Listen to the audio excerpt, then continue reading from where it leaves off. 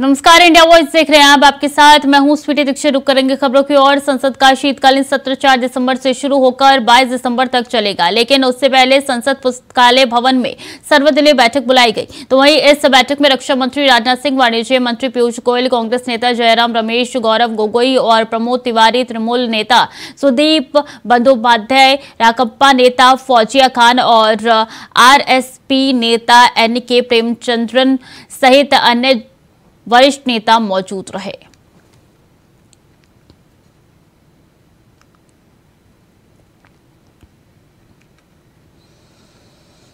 पांचों राज्यों के चुनाव परिणाम कल यानी 3 दिसंबर को आने वाले हैं। इस बीच राजस्थान से बड़ी खबर आई है। बता दें कि बहुजन समाजवादी पार्टी राजस्थान में बड़ा एक्शन लिया है। राजस्थान पार्टी नेता सुमित सिंह जहाजी को पार्टी विरोधी गतिविधियों में लिप्त होने के कारण उन्हें पार्टी से निष्कासित कर दिया है।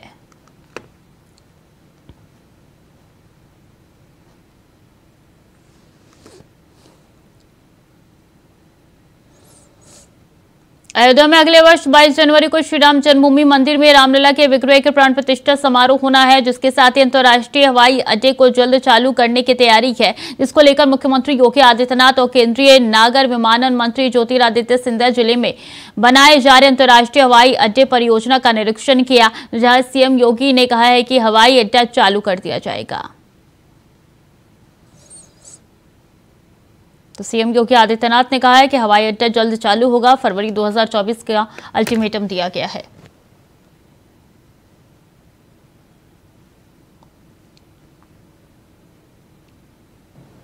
प्रधानमंत्री श्री नरेंद्र मोदी जी के नेतृत्व में आज भारत विश्व पटल पर अग्रसर हो रहा है।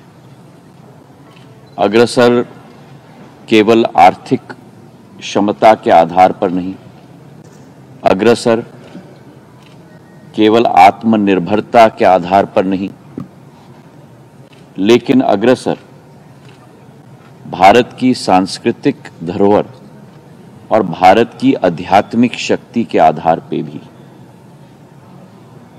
और ये अतिशयोक्ति नहीं होगी अगर मैं कहूं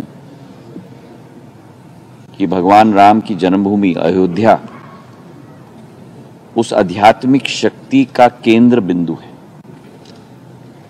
प्रधानमंत्री जी के नेतृत्व में हम सब मिलकर उस सपने को संकल्प में परिवर्तित करके और संकल्प को सिद्धि तक ले जाने के लिए पूर्ण रूप से कटिबद्ध हैं।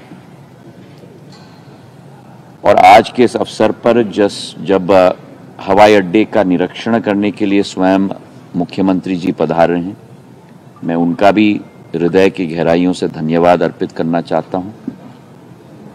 आज दोनों हनुमानगढ़ी और रामलला के मंदिर का दर्शन का सौभाग्य प्राप्त हुआ। और इस एयरपोर्ट में आप देख रहे हैं कि प्रधानमंत्री जी की जो सोच और विचारधारा है कि भारत के हर शहर को जब हवाई अड्डे में कोई भी व्यक्ति देशी या विदेशी प्रवेश करे तो उसे उस शहर की सांस्कृतिक क्षमता का आभास होना चाहिए। और इसलिए अयोध्या का हवाई अड्डा भी सामान्य हवाई अड्डा नहीं बन रहा। अयोध्या के हवाई अड्डे में अयोध्या की सांस्कृतिक क्षमता के कण कण इस हवाई अड्डे में परिलक्षित करने की हमारी कोशिश रही है। और अभी यहाँ पे जो प्रेजेंटेशन हुआ है इसके अनुरूप 15 दिसंबर तक ये नया एयरपोर्ट पूरी तरह बनकर के तैयार होगा। और जो भी तिथि आदरणीय प्रधानमंत्री जी के द्वारा दी जाएगी उसी के अनुरूप न केवल एयरपोर्ट बल्कि अयोध्या के विकास कार्यों और न्यू अयोध्या जो प्रभु राम के अयोध्या में भव्य मंदिर में विराजमान होने के पूर्व सज करके एक नई अयोध्या के रूप में देश और दुनिया के सामने होगी, उसके भव्य लोकार्पण के कार्यक्रम के साथ हम सब जुड़ेंगे। इस अवसर पर आज एयरपोर्ट के निर्माण और उसके कार्यों का निरीक्षण और समीक्षा की दृष्टि से केंद्रीय मंत्री माननीय श्री ज्योतिरादित्य सिंधिया जी और माननीय जनरल वीके सिंह जी स्वयं यहाँ पे पधारे हैं। मैं राज्य सरकार की तरफ से उनका स्वागत करता हूँ और मुझे विश्वास है कि जिस तेजी के साथ उनके निर्देशन में एयरपोर्ट अथॉरिटी ऑफ इंडिया ने इस कार्य को समयबद्ध तरीके से आगे बढ़ा करके श्री राम जन्मभूमि पर भव्य मंदिर के लोकार्पण के पूर्व अयोध्या को वायु सेवा से जोड़ने के जिस लक्ष्य को लेकर के वो चले हैं, वह तिथि अब नजदीक आ चुकी है और अयोध्या वासियों को कई प्रकार की सौगातें मिलने वाली हैं। खबर फतेहपुर से है, जहां मामूली कहासुनी ने बड़े विवाद का रूप ले लिया। बता दें कि मामला कल्याणपुर के बटौरी टोल प्लाजा का है, जहां टोल प्लाजा के कर्मियों ने मामूली कहासुनी पर पूर्व प्रधान को लात घुसे और जूतों से जमकर पीट दिया। बीच हाईवे पर पिटाई करने का वीडियो वायरल हो गया। हालांकि मौके पर पहुंची पुलिस मामले की जांच पड़ताल में जुट गई है।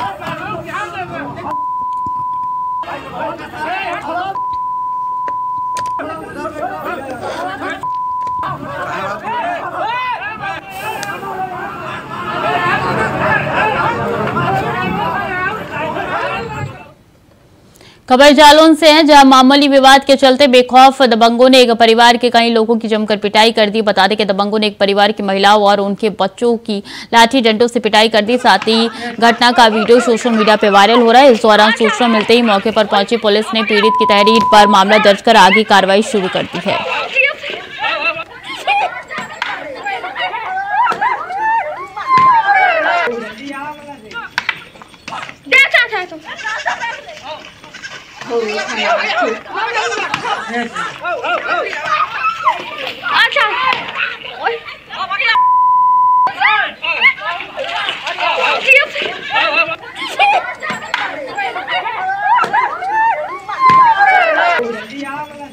जी, थाना सिरसा कलार क्षेत्र के अंतर्गत सिम्हारा ग्राम में एक मारपीट हुई है, जिसका वीडियो वायरल हुआ बताया जा रहा है। इसमें दो पक्षों के बीच में मारपीट का तथ्य प्रकाश में आया है। एक पक्ष ने तहरीर दी है, उसके आधार पर मुकदमा पंजीकृत किया गया है। शीघ्र इसमें विधिक कार्रवाई करते हुए जो भी होगा वो हम आपको सूचित करेंगे। ठीक है। दिल्ली के तिहाड़ जेल में फर्जी तरीके से 50 कर्मचारी भर्ती हो गए थे। अब इन सभी कर्मचारियों पर कार्रवाई की गई। फर्जी तरीके से भर्ती हुए सभी कर्मचारियों को निलंबित कर दिया गया है। तिहाड़ जेल के अधिकारियों के मुताबिक साल 2020 में डीएसएसपी के जरिए तिहाड़ में अलग अलग पदों पर भर्तियां हुई थी। बता दें कि भर्तियां बायोमेट्रिक तरीके से हुई थी। जब डीएसएसपी ने बाद में वेरिफिकेशन किया तो 50 कर्मचारियों के बायोमेट्रिक और फोटो मैच नहीं हुए। इसके बाद विभाग में हड़कंप मच गया। इसके बाद इन सभी पर कार्रवाई करते हुए 30 नवंबर को 1 महीने का नोटिस देकर निलंबित कर दिया गया।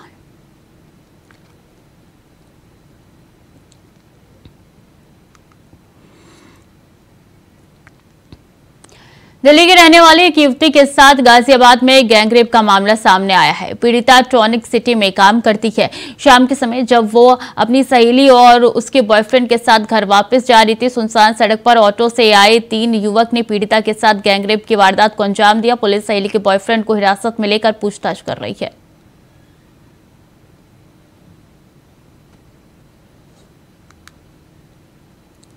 30/11/2023 को थाना ट्रॉनिका सिटी पर एक बालिग पीड़िता 23 वर्षीय उम्र जो कि दिल्ली की रहने वाली हैं, उनके द्वारा सूचना दी गई और उनके द्वारा घटनाक्रम बताया गया। घटनाक्रम इस प्रकार से बताया गया कि पीड़िता के साथ की ही एक उनकी घनिष्ठ मित्र जो कि साथ में ही दिल्ली में रहती हैं और इनके साथ में ही इनके फैक्ट्री में काम करती हैं, उसने 4 दिन पूर्व नई स्कूटी खरीदी थी। उस स्कूटी को अच्छे से सीखने के लिए उसने अपना एक पुरुष मित्र भी 30/11/2023 की शाम को बुला रखा था। इसके पश्चात ये तीनों लोग जिसमें पीड़िता, इसकी महिला मित्र एवं पुरुष मित्र, ये स्कूटी लेकर के एक सुनसान रोड पर गए। इसके बाद पीड़िता का बताना है कि वहाँ पे 3 अज्ञात लड़के आए, जिसमें से एक लड़के ने पीड़िता के साथ गलत कार्य किया, उसके पश्चात दूसरे लड़के ने उसके साथ गलत कार्य किया। इस घटनाक्रम के दौरान इसके महिला मित्र एवं जो पुरुष मित्र थे वो वहाँ पर उपस्थित थे। उनके साथ किसी भी प्रकार की कोई मारपीट का होना या किसी घटनाक्रम का होना प्रकाश में नहीं आया, ना इनके द्वारा बताया गया है। तत्काल सुसंगत धाराओं में अभियोग पंजीकृत किया गया, पीड़िता का मेडिकल कराया गया। इसके पश्चात जो भी इनके द्वारा तथ्य और जो भी इनके द्वारा फैक्ट्स बताए गए थे, उसके आधार पर विवेचना प्रारंभ की गई। और मेरठ के चौधरी चरण सिंह यूनिवर्सिटी में छात्रों में आपस में गोलियां चल गई। बता दें कि स्टूडेंट्स में आपस में किसी बात पर कहासुनी हो गई और बात इतनी बढ़ गई कि दूसरे पक्ष ने एक पक्ष के स्टूडेंट्स पर फायरिंग करके फरार हो गया। वहीं पीड़ित पक्ष की सूचना पर मौके पर पहुंची पुलिस ने मामले की जांच कर रही है। इस दौरान पुलिस ने मौके पर 5 छात्रों को हिरासत में लिया और थाने में उनसे पूछताछ की जा रही है।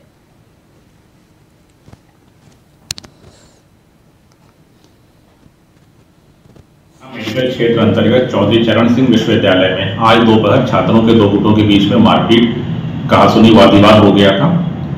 इसमें एक छात्र के द्वारा फायरिंग करने की भी सूचना प्राप्त हुई थी। इस संबंध में घटना की सूचना प्राप्त होते ही तत्काल स्थानीय पुलिस द्वारा मौके पर पहुंची और मौके से ही 5 आरोपियों को हिरासत में लिया गया है। अन्य की गिरफ्तारी के प्रयास किए जा रहे हैं। थाना मेडिकल पर समुचित धाराओं में अभियोग पंजीकृत कर अग्रिम वैधानिक कार्यवाही अमल में लाई जा रही है। मथुरा में दिल्ली से भोपाल जा रही वंदे भारत एक्सप्रेस ट्रेन पर पत्थर फेंके जाने का मामला सामने आया। बता दें कि ट्रेन पर पत्थर भूतेश्वर स्टेशन से मथुरा जंक्शन स्टेशन के बीच फेंके गए। ट्रेन के ड्राइवर ने इसकी शिकायत आरपीएफ मथुरा से की, जिसके बाद रेलवे पुलिस ने अज्ञात व्यक्ति के खिलाफ मुकदमा दर्ज कर जांच शुरू कर दी है। जानकारी के लिए बता दें कि शुक्रवार की देर शाम दिल्ली से चल रहे रानी कमलापति स्टेशन भोपाल जा रही थी। ट्रेन 160 किलोमीटर प्रति घंटे की स्पीड से दौड़ रही थी। ट्रेन जैसे ही भूतेश्वर स्टेशन से आगे निकली तभी इस पर पत्थर फेंके गए। इस दौरान पुलिस ने अज्ञात आरोपियों के खिलाफ मामला दर्ज कर कार्रवाई शुरू कर दी है।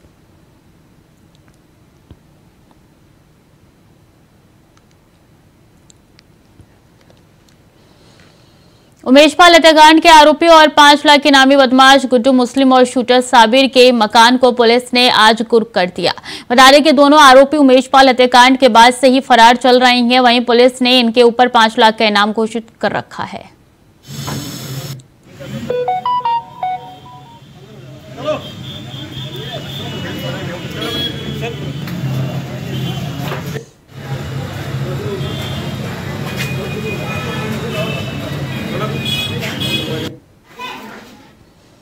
खबर संभल से है, जहां एक का डबल देने के चक्कर में नई दूध उत्पाद की फर्म फूड विभाग के निशाने पर आ गई। बता दें कि संभल जिले में एक नई दूध उत्पाद की फर्म अपने ग्राहकों को 1 किलो देसी घी पर 1 किलो देसी घी मुफ्त दे रही थी। इसी के चलते दूध की फर्म पर फूड विभाग ने छापेमारी कर दी। छापेमारी के दौरान फूड विभाग ने शुद्धता की जांच के लिए वहां से कुछ सैंपल लिए, तो वहीं विभाग को मौके से भारी तादाद में देसी घी और दूध उत्पाद भी मिले हैं। विभागीय अधिकारियों के इस अचानक हुई कार्रवाई से हड़कंप मचा हुआ है।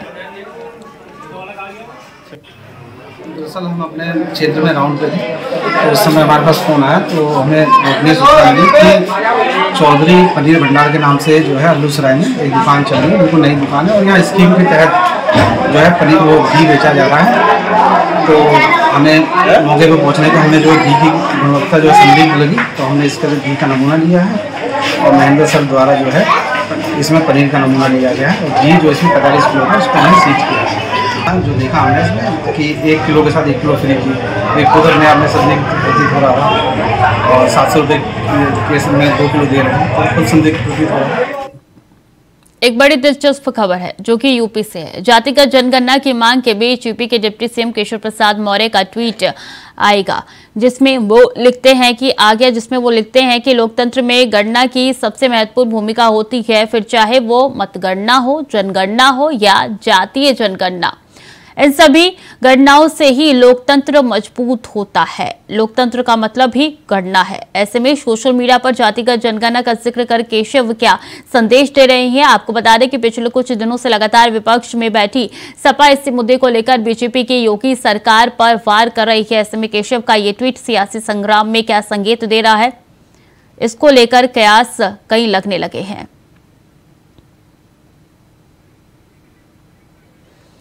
प्रेम पाठक हमारे साथ जुड़ चुके हैं। प्रेम, ये ट्वीट काफी कुछ कह रहा है। बिल्कुल, देखिए जिस तरीके से केशव प्रसाद मौर्य का ये ट्वीट आया है और इस समय देश के अंदर हर तरफ जाति जनगणना के लिए मांग चल रही है, संपूर्ण विपक्ष पूरा एक साथ लामबंद होकर इस जाति जनगणना की मांग कर रहा है। लेकिन वहीं दूसरी तरफ अगर आप देखें तो चाहे प्रधानमंत्री नरेंद्र मोदी हों या फिर उन्होंने साफ स्पष्ट तौर पर कर दिया कि जाति जनगणना के पक्ष में सरकार कहीं से भी नहीं है और ना ही देश के अंदर जाति जनगणना अभी होने जा रही है। उस बीच में डिप्टी सीएम ब्रजेश पाठक का ये बयान अपने आप में कहीं ना कहीं थोड़ा सा जरूर हैरान करता है कि जिस तरीके से उन्होंने जाति जनगणना को लेकर ट्वीट किया है, उन्होंने ट्वीट करते हुए बाकायदा लिखा है कि लोकतंत्र में गणना का सबसे अधिक महत्व होता है और महत्वपूर्ण भूमिका होती है, फिर वो गणना हो, जनगणना हो या जाति जनगणना हो। तो कहीं ना कहीं जाति जनगणना के पक्ष में इस तरीके से केशव प्रसाद मौर्य सरकार में डिप्टी सीएम है, उनका ट्वीट करना जरूर थोड़ा सा जो है वो कहीं ना कहीं जरूर हैरान करना है सभी लोगों को। देखना होगा इसके कई तरीके के मतलब फिलहाल निकाले जा रहे हैं, लेकिन इसको थोड़ा सा और भी करने की आवश्यकता है। तो क्या बीजेपी जातीय जनगणना को सपोर्ट करी? क्योंकि इससे पहले भी हमने गृह मंत्री अमित शाह का वो बयान सुना था जो कि हलचल बढ़ा रहा है इस मुद्दे पर। देखिए, अभी फिलहाल चूंकि प्रधानमंत्री ने जिस तरीके से संबोधन में साफ तौर पर कहा कि देश के अंदर 4 ही जातियां हैं, युवा है, महिला है, गरीब है, तो उनको लेकर ही सरकार सभी रणनीति जो है वो बना रही है। सदन के अंदर कल मुख्यमंत्री योगी आदित्यनाथ ने भी इस बात को स्पष्ट कर दिया कि कहीं से भी प्रदेश के अंदर जाति जनगणना को लेकर सरकार जो है वो विचार नहीं कर रही है। तो ये ट्वीट जरूर थोड़ा सा हैरान करता है, लेकिन फिलहाल अभी कह सकते हैं कि साफ तौर पर ये जाहिर है कि कहीं से भी फिलहाल सरकार जो है वो अभी जाति जनगणना के पक्ष में नहीं है। ठीक है प्रेम, बहुत बहुत धन्यवाद आपका तमाम जानकारियों के लिए। खबर में आगे बढ़ेंगे। बरेली के बहेड़ी थाना क्षेत्र में कबाड़ी के गोदाम में भीषण आग लग गई, जिसमें लाखों का कबाड़ी का सामान जलकर खाक हो गया। बता दें कि रिहायशी बस्ती होने से आसपास का इलाका खाली कराया गया, तो वहीं मौके पर पहुंची दमकल की टीम ने कड़ी मशक्कत के बाद आग पर काबू पा लिया।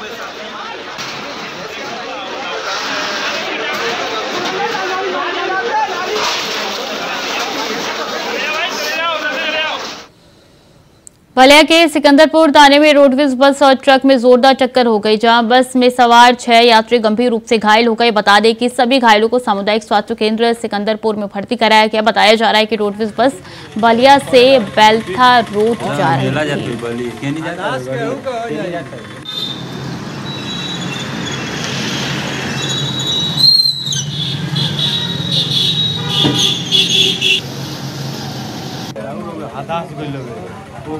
खोड़े ना हो जात रहे, अब कुछ भइल ना रहे ओकरा देख के केहू कहे कि केहू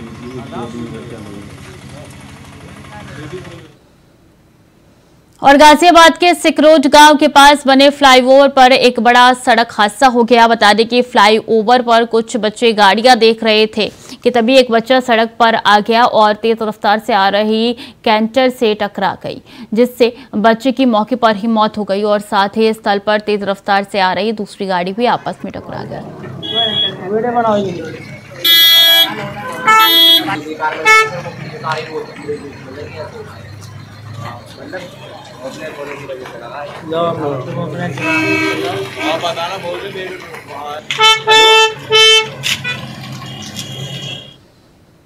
बीकेटी तहसील समाधान दिवस मंडलायुक्त रोशन जैकब लखनऊ पहुंचे, जहां उन्होंने समाधान दिवस में जनता की समस्या सुनी। साथ ही कई अन्य अधिकारी भी मौके पर मौजूद रहे। बता दें कि मौके पर मंडला आयुक्त रोशन जैकब, एसडीएम, तहसीलदार, नायब तहसीलदार और बीकेटी कन विकास अधिकारी मौजूद रहे, तो वहीं भारी संख्या में शिकायतकर्ता भी पहुंच रहे हैं।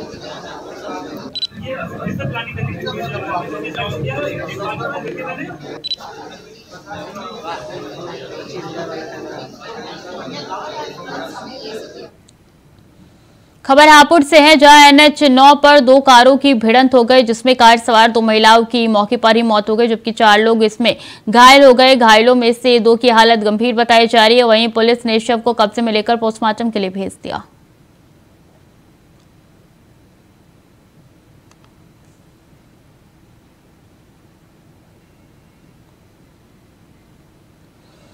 खबर प्रयागराज से है, जहां घने कोहरे की वजह से 3 गाड़ियों की आपस में टक्कर हो गई, जिसमें एक की मौत हो गई, वहीं 4 लोग गंभीर रूप से घायल हो गए। सूचना मिलते ही मौके पर पहुंची पुलिस और घायलों को इलाज के लिए अस्पताल में भर्ती कराया। शव को कब्जे में लेकर पोस्टमार्टम के लिए भेज दिया है। मामला प्रयागराज और अयोध्या हाईवे के मऊ आइमा कस्बे की है।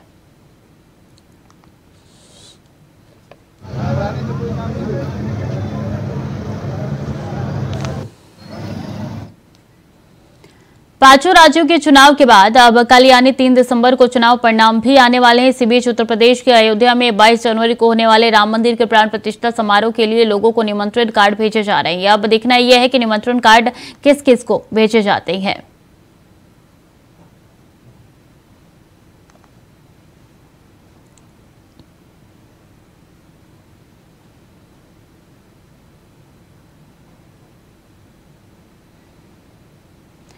देवरिया के बर्द गोनिया ग्राम सभा के खेल के मैदान को मिनी स्टेडियम बनाने को लेकर तहसील दिवस पर बालिका खिलाड़ियों ने एसडीएम को ज्ञापन सौंपा है। बता दें कि खिलाड़ियों ने एसडीएम से कहा है कि हम लोग लगातार कई महीनों से ग्राम प्रधान और ब्लॉक प्रमुख और विधायक से खेल मैदान को मिनी स्टेडियम बनाने के लिए निवेदन भी किया था। तो वहीं एसडीएम रत्नेश तिवारी ने बालिका खिलाड़ियों को शिकायत पत्र लेखपाल को मौके का जायजा लेने के निर्देश भी दिए हैं।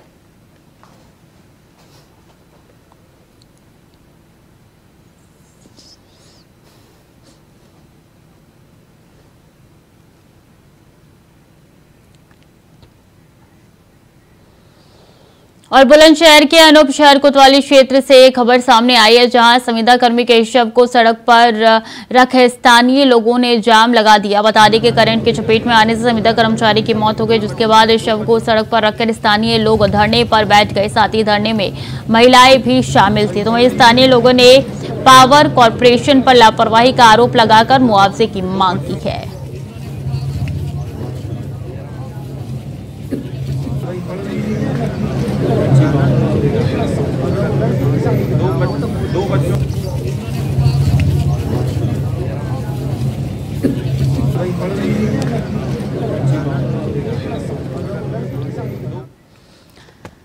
अलीगढ़ के रसलगंज के पास NH 91 पर एक बड़ा हादसा हो गया। बता दें कि दूल्हे की सजी हुई कार ने हलवाइयों से भरे ई-रिक्शे को रौंद दिया, जिसमें 5 हलवाई कारीगर घायल हो गए। हालांकि हादसे में किसी भी तरीके की कोई जानहानि की सूचना नहीं मिली है।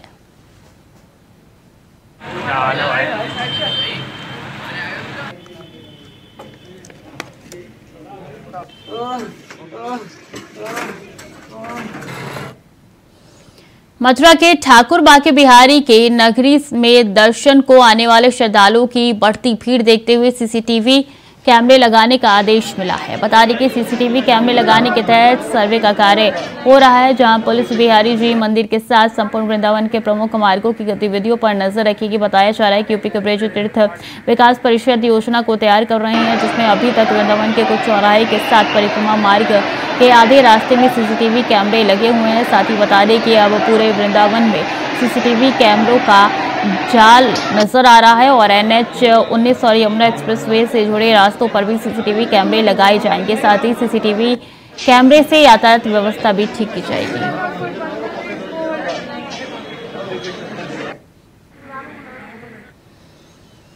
झारखंड के सीएम हेमंत सोरेन से शुक्रवार को रांची के कांके रोड स्थित सीएम आवास में उत्तरकाशी के सिलक्यारा टनल हादसे से सुरक्षित रेस्क्यू किए जा रहे राज्य के 15 श्रमिकों और उनके परिजनों से मुलाकात की। मुख्यमंत्री के निर्देश पर राज्य के श्रमिकों और उनके परिजनों को ऋषिकेश एम्स से एयरलिफ्ट कराकर बिरसा मुंडा एयरपोर्ट रांची लाया गया। मुख्यमंत्री ने सभी श्रमिकों से कहा कि राज्य सरकार उनके साथ है। हेमंत सोरेन ने उन्हें बताया कि मौजूदा राज्य सरकार ने श्रमिकों की सुरक्षा और कल्याण के लिए योजनाएं शुरू की है। उन्होंने कहा है कि झारखंड सरकार जल्द ही देश के लगभग 1 दर्जन राज्यों से एक इकरारनामा करने के लिए उन्हें प्रस्ताव भेजेगी। इस इकरारनामा के तहत प्रवासी मजदूरों को झारखंड सरकार हर संभव मदद दे सकेगी।